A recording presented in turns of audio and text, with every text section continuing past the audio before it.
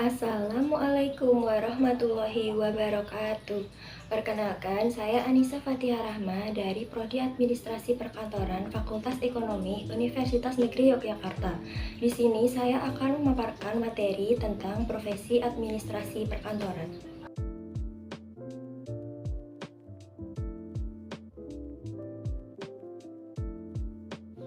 Profesi. Istilah profesi telah dirasakan oleh banyak orang sebagai sesuatu yang berhubungan dengan bidang yang dipengaruhi oleh pelatihan dan keterampilan individu yang tak terhitung jumlahnya yang bekerja dengan tepat. Bagaimanapun, hanya dengan bakat yang diperoleh dari pelatihan profesional juga tidak persis disebut profesi. Bagaimanapun, itu membutuhkan dominasi hipotesis efisien yang tersembunyi, praktek pelaksanaan, dan hubungan antara hipotesis dan aplikasi. Profesi administrasi. Etika profesi adalah prinsip-prinsip yang berlaku pada bidang tertentu, sehingga etika profesi mempunyai prinsip moral yang berlaku bagi semua profesi. Profesi administrasi perkantoran merupakan serangkaian aktivitas rutin dalam sebuah organisasi yang berhubungan dengan pengelolaan data dan informasi guna mencapai tujuan organisasi tersebut dengan sistematik. Dalam arti sempit, profesi administrasi perkantoran merupakan semua kegiatan teknis yang memiliki peranan pokok dalam pelaksanaan kegiatan operatif, menyajikan laporan pada direksi, dan berperan penting dalam menciptakan organisasi perusahaan dengan lebih efektif. Tugas profesi administrasi perkantoran. Yang pertama, berkomunikasi menggunakan telepon. Administrator kantor umumnya memiliki tugas yang paling penting, yaitu berkomunikasi melalui telepon, penerimaan dan panggilan telepon baik dari dalam atau luar instansi. Yang kedua, membuat segala agenda kantor. Dengan adanya tugas untuk berkomunikasi via telepon, memunculkan kemungkinan adanya mitra yang menginginkan pertemuan dengan manajemen perusahaan atau juga dengan departemen lain. Tugas lain administrasi kantor juga diperlukan guna mempersiapkan agenda untuk kegiatan tersebut. Akan tetapi, untuk menjadwalkan suatu pertemuan, perlu komunikasi lebih lanjut dengan bagian lain, sehingga jadwal bisa diatur dengan baik dan tidak ada berbenturan jadwal dengan yang lain. Yang ketiga, entry data pada perusahaan.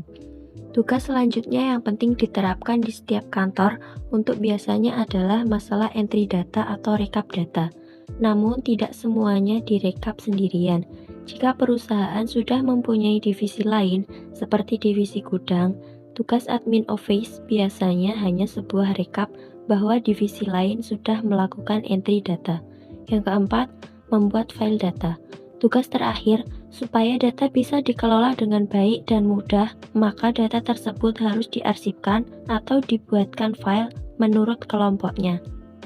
Tujuan profesi administrasi. 1. Menerapkan dan meningkatkan kemampuan teknologi informasi agar tugas berjalan dengan efektif dan efisien. 2. Menerapkan dan meningkatkan kemampuan pengelolaan dokumen sesuai dengan standar operasional prosedur yang berlaku dalam suatu perusahaan.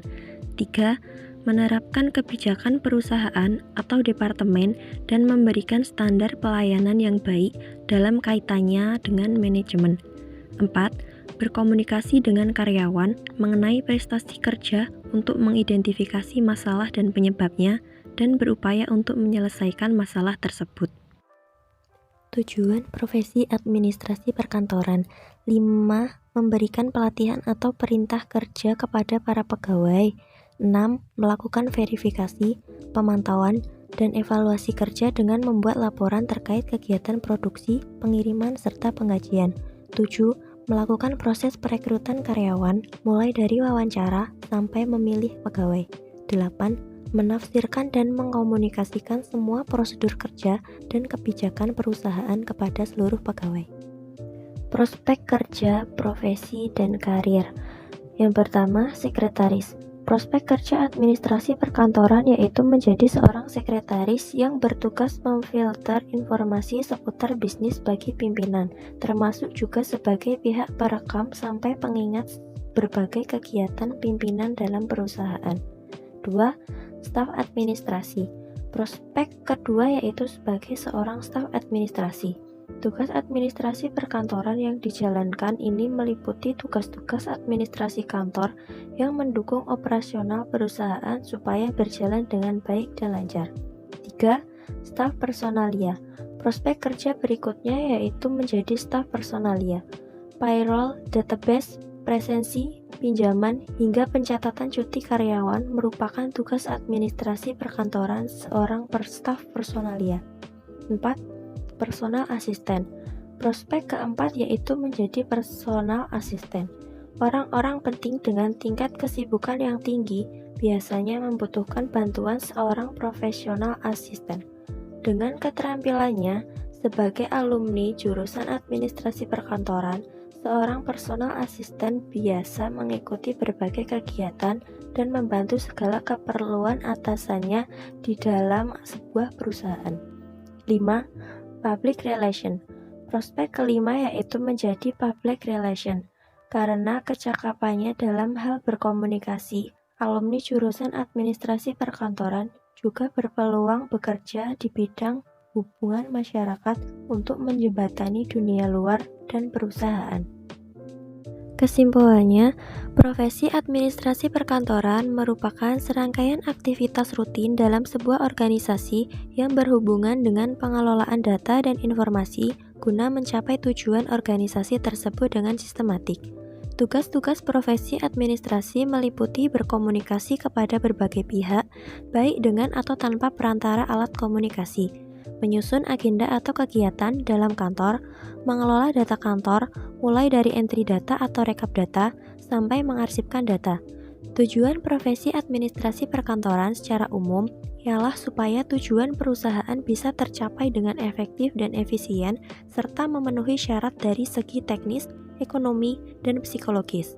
Untuk prospek kerja dan karir, profesi administrasi dapat menjadi sekretaris, staf administrasi, staf personalia, personal assistant, dan public relation.